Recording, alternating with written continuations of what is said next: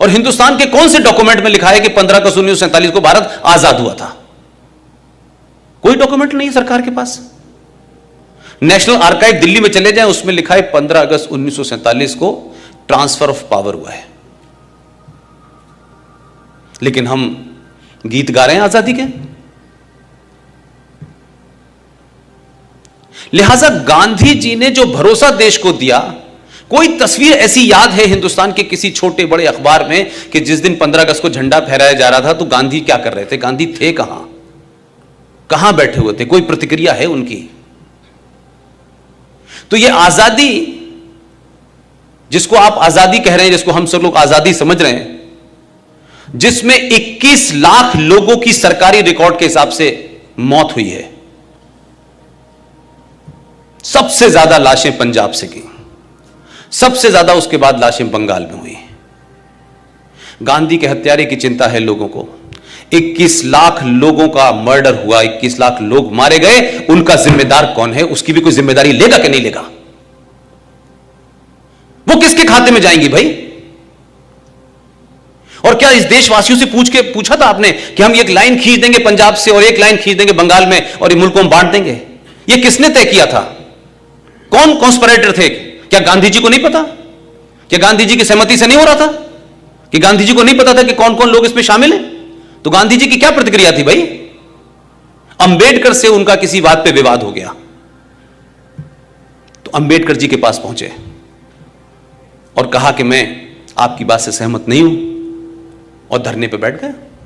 तो अंबेडकर जी के शब्द हैं, उन्होंने कहा, गांधी जी, आपकी जरूरत इस देश को है, आप अनशन मत करिए, मेरी बात ठीक है, लेकिन क्योंकि आप देश के लिए जरूरी हैं, इसलिए मैं आपकी बात की वजह से अपनी बात वापस ले रहा हूं। फिर एक दूसरी घटना घटी जब सुभाष चंद्र बोस को कांग्रेस का अध्यक्ष बनाया गया, तब भी गांधी जी ने धरना दे दिया। गांधी जी जब जिन्ना अपनी जिद पे अड़ गया था कि पाकिस्तान को बांटेंगे, तो आप उसके सामने धरने पे क्यों नहीं बैठे थे?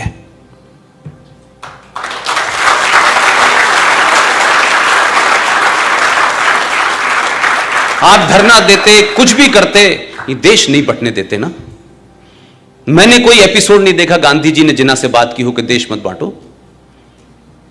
तो जो आपने रवैया अंबेडकर के साथ किया, सुभाष के साथ किया, वो जिन्ना के सामने क्यों नहीं किया आपने? आप ऐसे अमरण अनशन पे क्यों नहीं बैठे कि नेहरू के ऊपर भी दबाव बन जाता?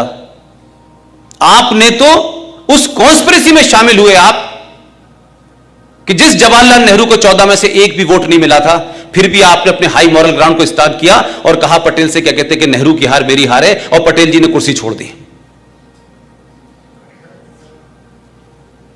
तो पहली ईवीएम हैकिंग तो आपने तब कर ली थी और ओपनली किया आपने।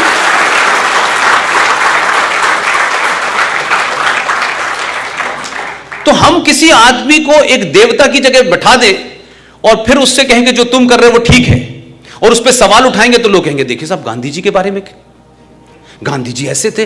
भाई गांधी जी को क्रिएट किया गया, मेरा मानना यह है।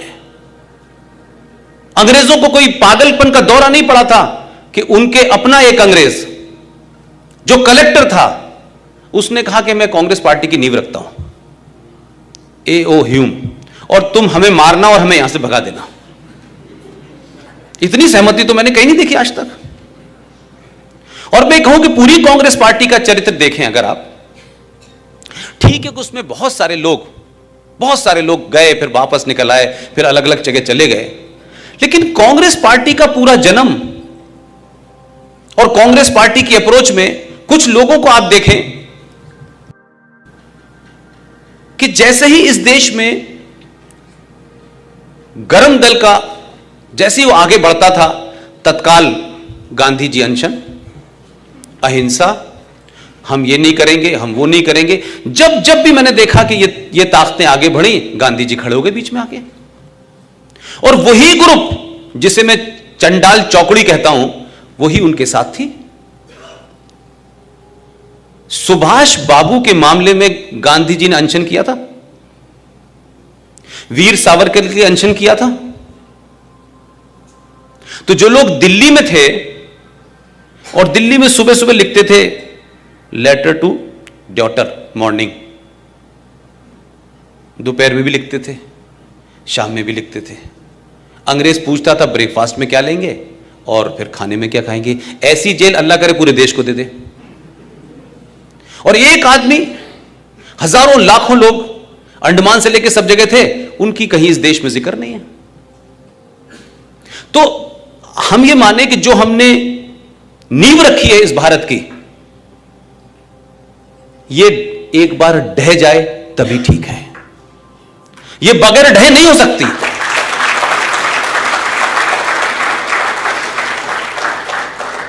हमने ये देश इसलिए आजाद नहीं कराया था कि नेहरू जी प्रधानमंत्री बन जाएं 16 साल, और उनकी ताजपोशी जब मुमकिन होती है, जब इस देश के एक आदमी को, आज के रिकॉर्ड में अगर कहूं तो 1945 में उस आदमी को अंग्रेजों से मिलकर नहीं हटाया गया। क्या सुभाष चंद्र बोस 1945 में गायब हुए, उसमें नेहरू जी के अलावा दूसरी फोर्सेज नहीं थी? और ये बात मैं इसलिए कहता हूं कि अब से 6 महीने पहले जो हम लोगों की पिछले 4 साल से लड़ाई चल रही थी, वो पूरे तौर पे समाप्त हो गई। आप सबको पता होगा कि 6 महीने पहले हम लोगों ने सुभाष चंद्र बोस के सिलसिले से जो सिलसिला चल रहा था कि उनके सारे डॉक्यूमेंट को डीक्लासिफाई किया जाए, वो क्लासिफाई भी हुए। लेकिन बड़ी लड़ाई यह थी कि भारत का प्रधानमंत्री पहली बार आजाद भारत में 15 अगस्त के अलावा 21 अक्टूबर को जब सुभाष चंद्र बोस ने यूनाइटेड भारत में आजादी की घोषणा की थी, उस वक्त मेरा ख्याल है कि दुनिया के 11 देशों ने उसको मान्यता दी थी। यह डर कांग्रेस के लोगों को लगा कि हम तो ट्रांसफर ऑफ पावर में बैठे हैं कि हमारा नंबर आने वाला है, ये बीच में कहां से आ जाएगा। तो क्या कॉन्स्पिरेसी हुई कि 43 से 45 तक सुभाष गायब हो गए, और अभी 6 महीने पहले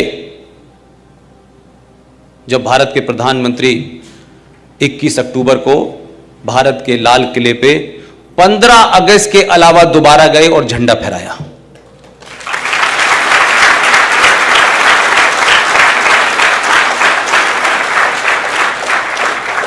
नरेटिव को बदलने में समय लगेगा।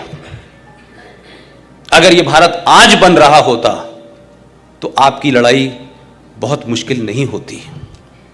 समस्या यह है कि हमारे घर में हमारे ही बच्चे, हमारे ही जनरेशन के लोग पिछले 70 साल से जो उनको इंजेक्ट किया गया है इतिहास के नाम पे, उनके अंदर से उसको हटा करके उसको गलत साबित करके जो सही बात है वहां तक पहुंचने में एक लंबा समय लगेगा। इसलिए ये लड़ाई ज्यादा लंबी है।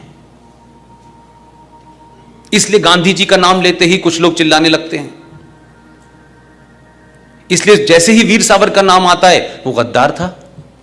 आपने खुद ही नैरेटिव गढ़ दिया है कि वीर सावरकर ने गद्दारी की और चिट्ठी लिखी, लेकिन वही लोग देश के ये नहीं बताते कि 1980 में मैडम इंदिरा गांधी ने जो सावरकर के परिवार को चिट्ठी लिखी है, वो एक किताब है, उसमें पब्लिश हुई है।